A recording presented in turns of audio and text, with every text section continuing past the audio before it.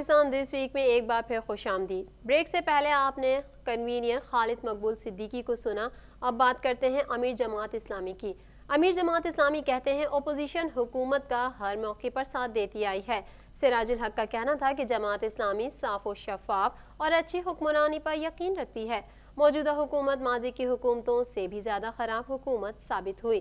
جماعت اسلامی ہر forum پر حقیقی opposition کا کردار ادا کرے گی۔ مزید جانیں گے اس رپورٹ میں۔ امیر جماعت اسلامی پاکستان سینیٹر سراج الحق نے آل پارٹیز کانفرنس میں شمولیت نہ کرنے کی وجوہات بتا دیں۔ کراچی میں پریس کانفرنس کرتے ہوئے سراج الحق نے کہا کہ جماعت اسلامی نے کچھ وجوہات کی بنا پر اے پی سی میں شرکت نہیں کی۔ انہوں نے کہا کہ اس اپوزیشن نے 2 سال کے دوران حکومت کو سپورٹ کیا ہے۔ حکومت کی خوش قسمتی ہے کہ ان کو ایسی اپوزیشن ملی ہے جو گزشتہ 2 سال میں ہر مرحلے پر ان کا ساتھ دے رہی ہے۔ تحریک انصاف کی حکومت کے 870 مرتبہ اپوزیشن کی بڑی جماعتوں نے حکومت کا ساتھ دیا۔ 870 دن گزرے ہیں اس حکومت کے۔ 870 دنوں میں ہمارے قومی اسمبلی اور سینٹ میں موجود اپوزیشن کی جماعتوں نے حکومت کا ساتھ دیا ہے۔ امیر جماعت اسلامی نے مزید کہا کہ آل پارٹیز کانفرنس میں شریک اپوزیشن جماعتوں کا ایجنڈا ایک نہیں ہے۔ سراج الحق کا مزید کہنا تھا کہ جماعت اسلامی صاف و شفاف اور اچھی حکمرانی پر یقین رکھتی ہے۔ موجودہ حکومت ماضی کی حکومتوں سے بھی زیادہ خراب حکومت ثابت ہوئی۔ جماعت اسلامی ہر فورم پر حقیقی اپوزیشن کا کردار ادا کرے گی۔ کہ جماعت اسلامی ہمیشہ سیاسی جدوجہد پر یقین رکھتی ہے اور جماعت اسلامی ہمیشہ عوامی جدوجہد پر یقین رکھتی ہے، لیکن خراب حکومت اور بڈ گورننس کیا ہوتی ہے اس کے لیے ماضی میں جانے کی بجائے جو موجودہ حکومت ہے ان کو دیکھ لے تو اس سے کوئی خراب حکومت اور خراب طرز حکمرانی آپ کو ماضی میں نہیں ملے گی۔ حکمران جماعت کے رہنما ہی وزیر اعظم پر برس پڑے۔ کراچی میں گیس کی کمی کا مسئلہ، فردوس شمیم نقوی وزیر اعظم پر برس پڑے۔ فردوس شمیم نقوی نے کہا ہے کہ کراچی میں گیس کی ڈیلیوری صحیح نہیں ہے۔ وزیر اعظم عمران خان سنے، عمر ایوب اور ندیم بابر بھی سنے، وہ اب ان سب کو شرم دلائیں گے۔ سندھ اسمبلی میں قائد حزب اختلاف اور پی ٹی آئی رہنما فردوس شمیم نقوی کراچی میں گیس بحران پر وزیر اعظم عمران خان پر برس پڑے، پھر کچھ گھنٹوں بعد اپنے لیڈر اور کارکنوں سے معافی مانگ لی۔ مزید احوال اس رپورٹ میں۔ سندھ اسمبلی میں قائد حزب اختلاف اور پی ٹی آئی رہنما فردوس شمیم نقوی کراچی میں گیس بحران پر وزیر اعظم عمران خان پر برس پڑے، پھر کچھ گھنٹوں بعد اپنے لیڈر اور کارکنوں سے معافی مانگ لی۔ کراچی میں گیس کی قلت پر سندھ اسمبلی میں قائد حزب اختلاف اور پی ٹی آئی رہنما فردوس شمیم نقوی نے اپنی ہی حکومت پر تنقید کرتے ہوئے کہا کہ انہیں اس کی پرواہ نہیں کہ حکومت پی ٹی آئی کی ہے یا مسلم لیگ نون کی، وہ تو شور مچائیں گے۔ انہوں نے کہا کہ کراچی میں گیس کی ڈیلیوری صحیح نہیں ہے۔ وزیر اعظم عمران خان سنے، عمر ایوب اور ندیم بابر بھی سنے، وہ اب ان سب کو شرم دلائیں گے۔ فردوس شمیم نقوی کا مزید کہنا تھا کہ کچھ شرم ہوتی ہے، کچھ حیا ہوتی ہے، 2 سال گزر گئے ہیں، گیس کا مسئلہ حل کرو۔ سندھ اسمبلی میں قائد حزب اختلاف فردوس شمیم نقوی نے گیس بحران پر اپنے جارحانہ بیان کے کچھ گھنٹوں بعد ہی اپنے لیڈر وزیر اعظم عمران خان اور تحریک انصاف کے کارکنوں سے معافی بھی مانگ لی۔ سوشل میڈیا پر اپنے بیان میں کہا کہ وہ اپنے لیڈر اور تمام انصافیوں سے معافی مانگتے ہیں۔ ان کا ارادہ تھا کہ وزیر اعظم سے وزیر توانائی اور سوئی سودرن گیس کمپنی کے بارے میں شکایت کریں گے۔ اس شہر کے اندر گیس کی ڈیلیوری صحیح نہیں ہے اور یہ میں شور مچاؤں گا۔ وزیر اعظم صاحب بھی سنیں، عمر ایوب صاحب بھی سنیں، ندیم بابر صاحب بھی سنیں، ان کو شرم بھی دلاؤں گا اور یہی کہوں گا کچھ شرم ہوتی ہے، کچھ حیا ہوتی ہے، 2 سال گزر گئے، مسئلہ حل کرو۔ کون کس کو جیل بھیج رہا ہے ابھی معلوم پڑ جائے گا۔ وزیر اعظم کی خواہش ہے کہ میں جیل جاؤں۔ شہباز شریف نے کہا ہے کہ پی ٹی آئی نے حکومت میں آنے سے پہلے عوام کو سہانے خواب دکھائے، لیکن حکومت میں آنے کے بعد انہوں نے قوم کے لیے کیا کیا وہ دیوار پہ لکھا نظر آ رہا ہے۔ اپوزیشن لیڈر اور مسلم لیگ نون کے صدر شہباز شریف نے کہا ہے کہ وزیر اعظم عمران خان کی خواہش ہے کہ میں جیل جاؤں جبکہ یہ لوگ مجھ پر ایک دھیلے کی کرپشن ثابت نہ کر سکے۔ پریس کانفرنس کے دوران اپوزیشن لیڈر نے کیا کہا، آئیے سن لیتے ہیں۔ اپوزیشن لیڈر مسلم لیگ نون کے صدر شہباز شریف نے کہا ہے کہ وزیر اعظم عمران خان کی خواہش ہے کہ میں جیل جاؤں جبکہ یہ لوگ مجھ پر ایک دھیلے کی کرپشن ثابت نہیں کر سکے۔ لاہور میں پریس کانفرنس کے دوران اپوزیشن لیڈر نے کہا کہ ملکی معیشت کے ساتھ بھی بلدیہ فیکٹری جیسا حادثہ ہونے والا ہے۔ انہوں نے کہا کہ آج 2 سال سے زیادہ عرصہ گزر گیا، حکومت اور وزیر اعظم عمران خان سے 22 کروڑ عوام مایوس ہو چکے ہیں۔ شہباز شریف نے مزید کہا کہ پی ٹی آئی نے حکومت میں آنے سے پہلے عوام کو سہانے خواب دکھائے لیکن حکومت میں آنے کے بعد انہوں نے قوم کے لیے کیا کیا وہ دیوار پر لکھا نظر آ رہا ہے۔ ان کا کہنا تھا کہ P T I foreign accounts case کا فیصلہ ابھی تک نہیں آیا۔ چینی آٹا اور ادویات اسکینڈلز کا کیا ہوا؟ چینی اسکینڈل کے ملزمان عمران خان اور عثمان بزدار ہیں۔ اپوزیشن لیڈر نے یہ بھی کہا کہ رانا ثناء اللہ کے خلاف ہیروئن کا بے بنیاد کیس بنایا گیا، جبکہ علیمہ باجی کی بیرون ملک جائیداد پر کوئی بات کرنے کو تیار نہیں۔ انہوں نے کہا کہ نواز شریف کی قیادت نے دن رات محنت کر کے پاکستان کی تقدیر کو بدلا، جبکہ علیمہ باجی اور عمران نیازی نے ایمنسٹی اسکیم سے فائدہ اٹھایا۔ دل دکھا ہوا ہے کہ اس طرح 2-2.5 سال ہمیں انہوں نے ہمارے مسلم لیگ کے نون کے چہرے کو کس طرح بلیکن کرنے کی کوشش کی اس پی ٹی آئی اور ان کے ٹولے نے۔ تو میں سمجھتا ہوں کہ یہ معاملات ہیں جس کے لیے میں نے آج کو میں نے یہاں پر زحمت دی تھی۔ اور آخری بات یہ کرنا چاہتا ہوں کہ میں اور ہم میاں نواز شریف اور پاکستان کے ساتھ کھڑے ہیں۔ سانحہ بلدیہ فیکٹری کیس کا فیصلہ 8 سال بعد بالآخر سنا ہی دیا گیا۔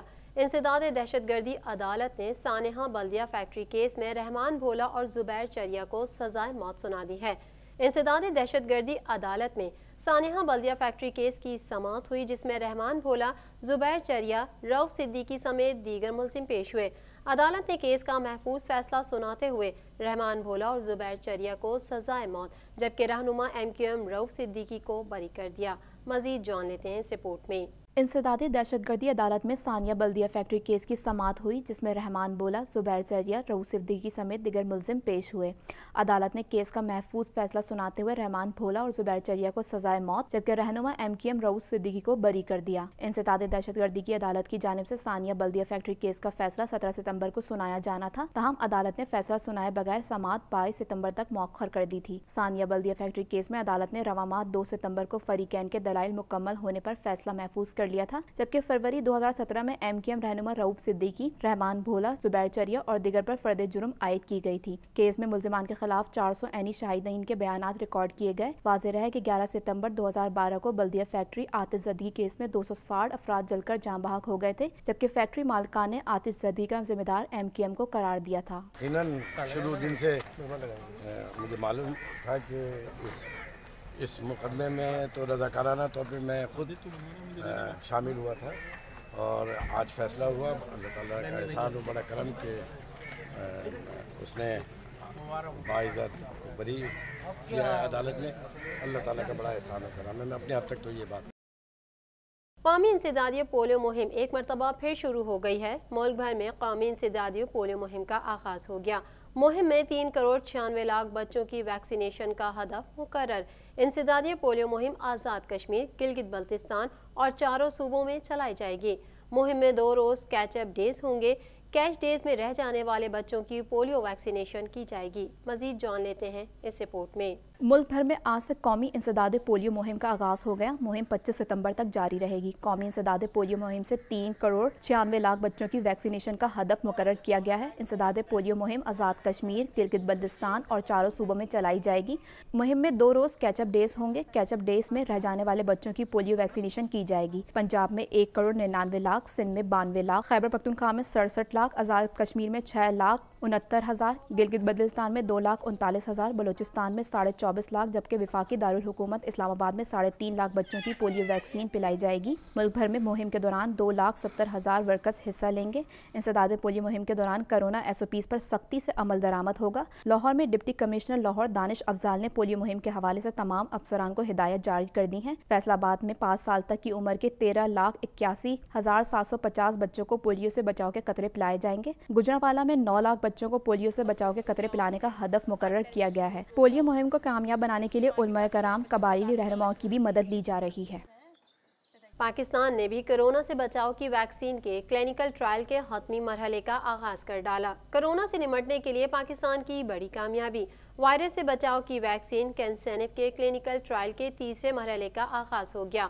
पहले 2 मरहलों के मुआविन खुसूसी डॉक्टर फैसल सुल्तान ने मीडिया ब्रीफिंग में बताया कि मुआविन खुसूसी डॉक्टर फैसल सुल्तान ने मीडिया ब्रीफिंग में बताया कि पाकिस्तान में कोरोना से बचाव की वैक्सीन का ट्रायल शुरू हो गया। वैक्सीन के ट्रायल पर अपनी टीम को मुबारकबाद देता हूँ। वैक्सीन का ट्रायल सेहत के निज़ाम में बेहतरी के लिए भी अहम है। Executive director NIH major general Aamir इकराम का कहना था, वैक्सीन का क्लिनिकल ट्रायल चीन के ताउन से शुरू किया गया। वैक्सीन का दूसरे मरहले में 508 अफराद पर ट्रायल किया गया। तीसरे मरहले में 8 से 10 हजार अफराद पर वैक्सीन का ट्रायल होगा। ये वैक्सीन चीन में फौज और पुलिस के लिए मंजूर हो चुकी है। इधर वफाकी वजीर असद उमर ने समाजी राब्ते की वेबसाइट पर ट्वीट करते हुए कहा कि पाकिस्तान में कोविड-19 वैक्सीन की तीसरे मरहले का आजमाइशी आगाज हो गया। वैक्सीन एक चीनी कंपनी ने तैयार की है। आजमाइशी मरहले में 7 ममालिक के 40,000 अफराद शरीक होंगे, जिसमें से 8 से 10 हजार पाकिस्तानी होंगे। टेस्ट के इब्तिदाई नताइज 4 से 6 माह में मुतवक्के हैं।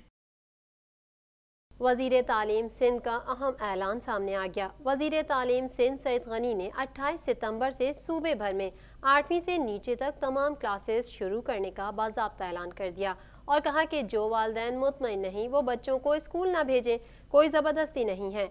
आइए आपको सुनवाते हैं वज़ीर तालीम सिंध सईद गनी की प्रेस कॉन्फ्रेंस। वज़ीर तालीम सिंध सईद गनी ने 28 सितंबर से सूबे भर में 8वीं से नीचे तक तमाम क्लासेस शुरू करने का बाज़ाब्ता ऐलान कर दिया और कहा कि जो वालिदैन मुतमईन नहीं वो बच्चों को स्कूल ना भेजे, कोई ज़बरदस्ती नहीं है। कराची में प्रेस कॉन्फ्रेंस करते हुए वज़ीर तालीम सईद गनी ने बताया कि प्री प्राइमरी और सेकेंडरी के तमाम बच्चों को स्कूल जाने की इजाज़त दे दी है। सईद गनी ने कहा कि सूबे में स्कूल खोलने का दूसरा मरहला 1 हफ्ते मौखर करके 28 सितंबर पर ले गए थे। उन्होंने कहा कि अब 28 सितंबर से सब जमातें शुरू होंगी तो स्कूल और इंतजामिया पर दबाव आएगा। हम भी सख्ती से SOPs पर अमल दरामद कराएंगे। सूबाई वजीर तालीम ने कहा कि ये स्कूलों पर छोड़ा है कि तादाद के लिहाज से 2 शिफ्टों में बच्चों को बुलाएं। जो वालिदैन ये समझते हैं कि हालात आज भी मुनासिब नहीं, वो बच्चों को स्कूल नहीं भेजना चाहते, ना भेजे, कोई जबरदस्ती नहीं। सईद गनी ने बताया कि स्कूल वैन के SOPs पर भी बात हुई है। अंदाजा है कि ये बहुत मुश्किल है। अगर वालिदैन खुद बच्चों को पिक एंड ड्रॉप दे सकते हैं तो इसी को तरजीह देनी चाहिए। उन्होंने कहा कि हम वालिदैन की मदद के बगैर स्कूलों में SOPs पर अमल दरामद नहीं करा सकते। जो स्कूल मैनेजमेंट स्कूल खोलने को इन हालात में मुनासिब नहीं समझती, ना खोले।